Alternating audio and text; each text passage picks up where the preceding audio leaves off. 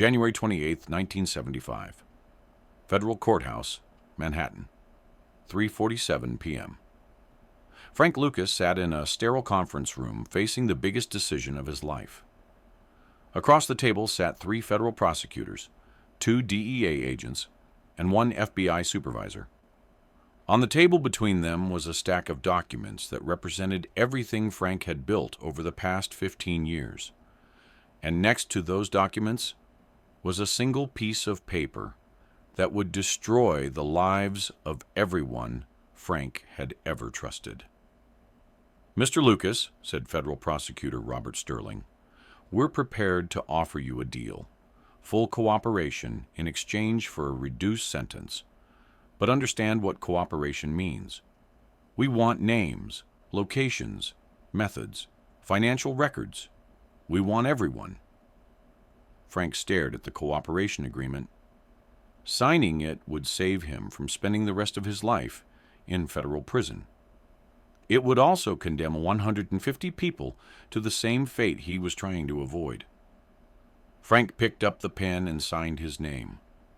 In that moment, Frank Lucas went from being the most trusted man in organized crime to being the most dangerous traitor in criminal history. But to understand how Frank Lucas became willing to destroy everyone he'd ever worked with, you need to understand what he was facing without cooperation. The federal government had spent 4 years building the most comprehensive organized crime case in American history.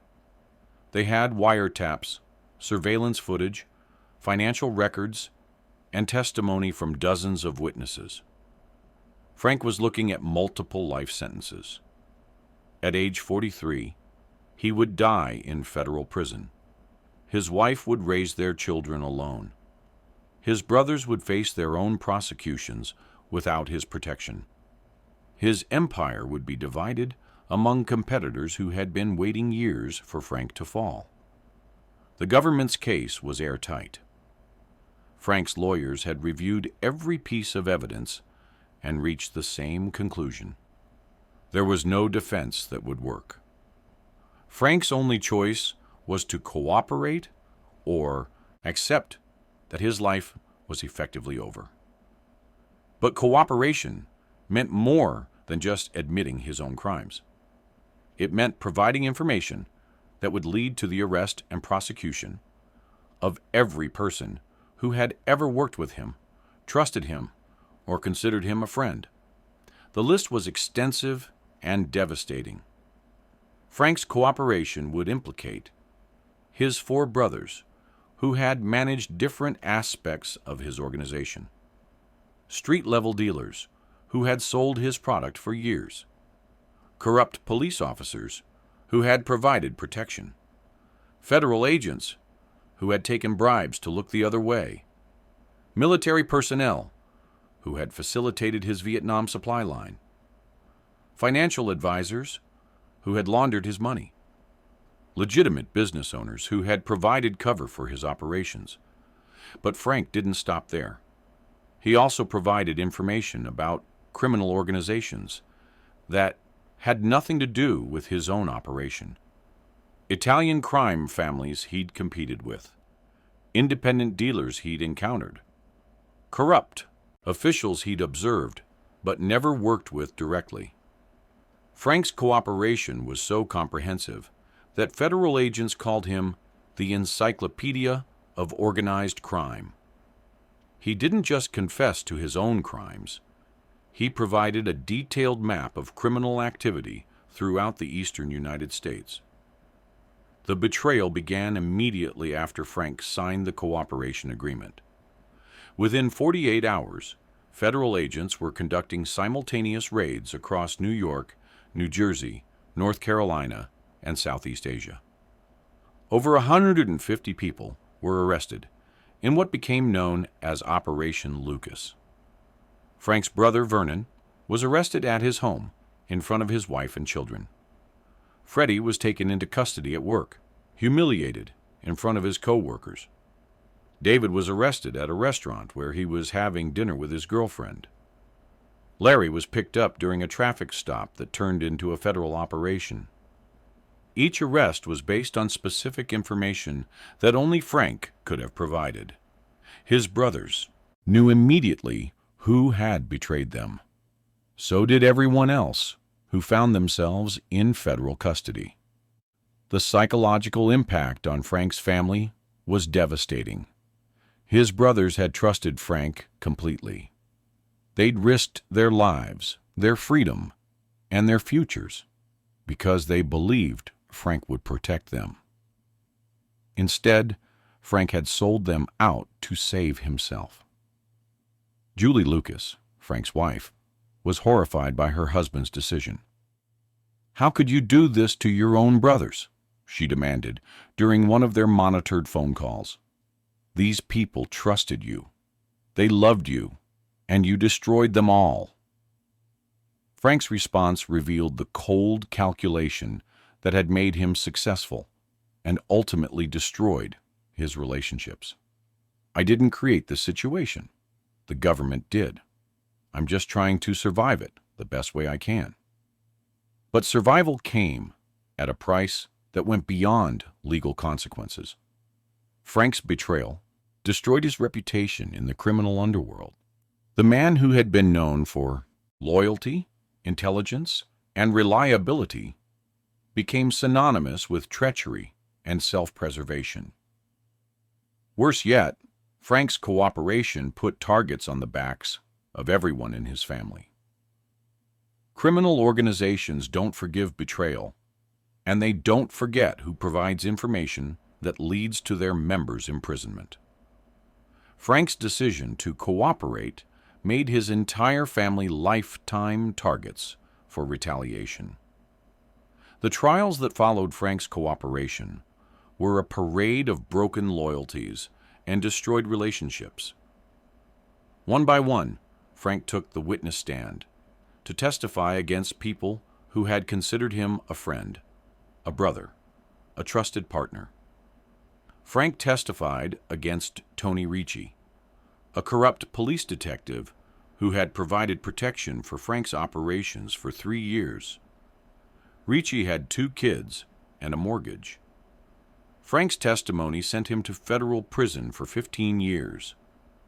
Frank testified against Maria Santos, a financial advisor who had helped launder Frank's money through legitimate businesses.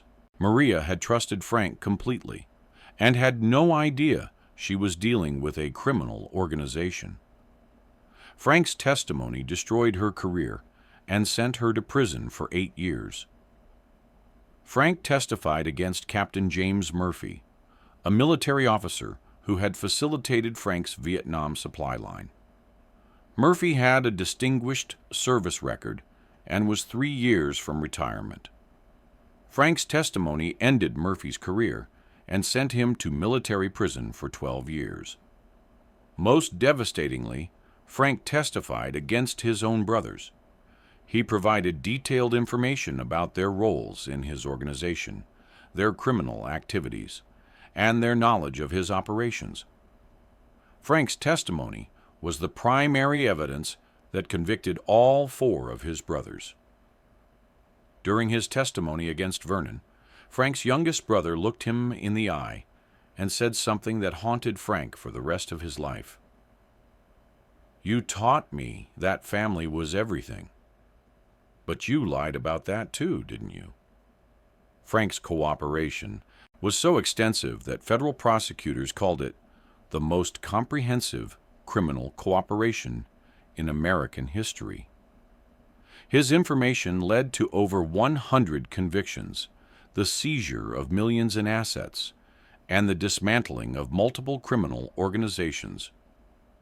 But Frank's betrayal also created something unprecedented in organized crime: a systematic distrust of family-based criminal organizations. Frank's willingness to sacrifice his own brothers proved that family loyalty could be bought with the right incentives. Criminal organizations began restructuring to minimize the damage that one person's cooperation could cause. The irony wasn't lost on anyone involved. Frank Lucas, who had built his empire on the principle that you could only trust family, had proven that even family could be sacrificed for self-preservation. Frank served 15 years in federal prison, despite his cooperation. When he was released in 1991, he entered witness protection with his immediate family. They were given new identities and relocated to an undisclosed location where they could live without fear of retaliation. But witness protection came with its own form of imprisonment. Frank could never return to New York. He could never contact old friends or associates. He could never acknowledge his past or discuss his experiences. Frank Lucas, who had been one of the most powerful men in America, became a ghost living under a false name in suburban anonymity. The people Frank had betrayed served their sentences and returned to society with one common understanding. Frank Lucas was a traitor who had saved himself by destroying everyone who had ever trusted him. His name became synonymous with the ultimate betrayal in criminal circles. Frank's brothers eventually forgave him, understanding that he had faced an impossible choice between his own survival and their freedom. But the forgiveness came with a price. The Lucas family bond, which had been the foundation of Frank's empire, was permanently broken. In his later years, Frank would say that cooperation was both the smartest and the worst decision he'd ever made. It had saved his life, but cost him his soul. It had protected his immediate family, but destroyed his extended family. It had given him freedom, but taken away his identity. I had to choose between dying in prison or living with what I'd done, Frank said in one of his final interviews. I chose to live, but some days I wonder if I chose wrong. The betrayal became Frank's legacy, not his criminal genius, not his business innovations, not his strategic brilliance. People remembered Frank Lucas as the man who had saved himself by destroying 150 others. Frank died in 2019, 44 years after signing the cooperation agreement that defined the rest of his life. His obituaries mentioned his criminal empire, his cooperation with federal authorities, and the people whose lives he'd destroyed to save his own. The betrayal proved something that criminal organizations had always suspected but never wanted to acknowledge. Loyalty is conditional. Family bonds can be broken. And when faced with life imprisonment, even the most trusted person will choose self-preservation over honor. Frank Lucas had built an empire on the principle that blood was thicker than water. But when his own blood was on the line, Frank proved that self-preservation was thicker than both. The man who had been the most trusted criminal in America became the most notorious traitor in organized crime history, all because he chose to save himself by sacrificing everyone else. If this story of loyalty, betrayal, and impossible choices moved you, hit that subscribe button. Drop a like if you understand that survival sometimes demands terrible sacrifices. Share this with someone who knows that the hardest decisions reveal who we really are. What would you have done in Frank's position? Let me know in the comments below.